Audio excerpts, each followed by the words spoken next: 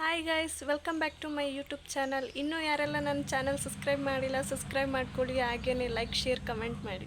ಹಾಗೆ ಇವತ್ತು ಬೆಳಗ್ಗೆ ಸ್ವಲ್ಪ ಬೇಗ ಕೆಲಸ ಎಲ್ಲ ಮುಗಿಸ್ಕೊಂಡು ನಾನು ಮತ್ತು ಹಸ್ಬೆಂಡ್ ಟೌನ್ಗೆ ಹೊರಟ್ವಿ.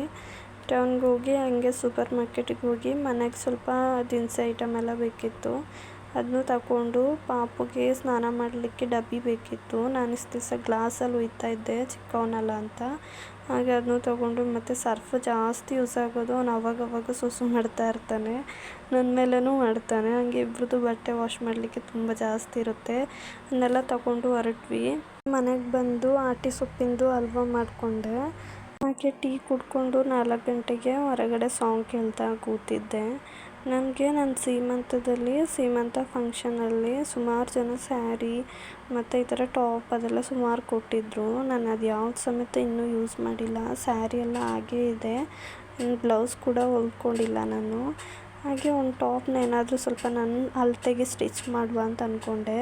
ಈ ಟಾಪ್ ಎಷ್ಟು ಚೆನ್ನಾಗಿದೆ, ತುಂಬ ಫ್ಲವರ್ ಆಗಿ ಏನೋ ಒಂಥರ ನೋಡ್ಲಿಕ್ಕೆ ಒಂದು ಲುಕ್ ಇದೆ ಈ ಟಾಪಲ್ಲಿ.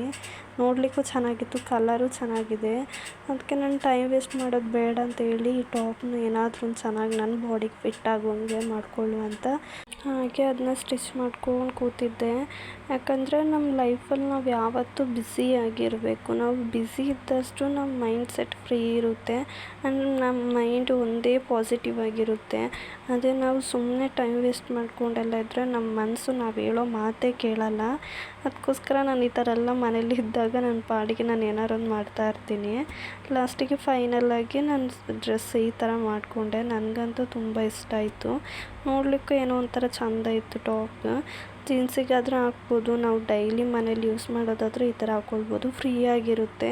ವಿಡಿಯೋ ನಿಮ್ಗೆ ಇಷ್ಟ ಆಗಿದ್ದರೆ ಲೈಕ್, ಕಮೆಂಟ್ ಮಾಡಿ. Thank you.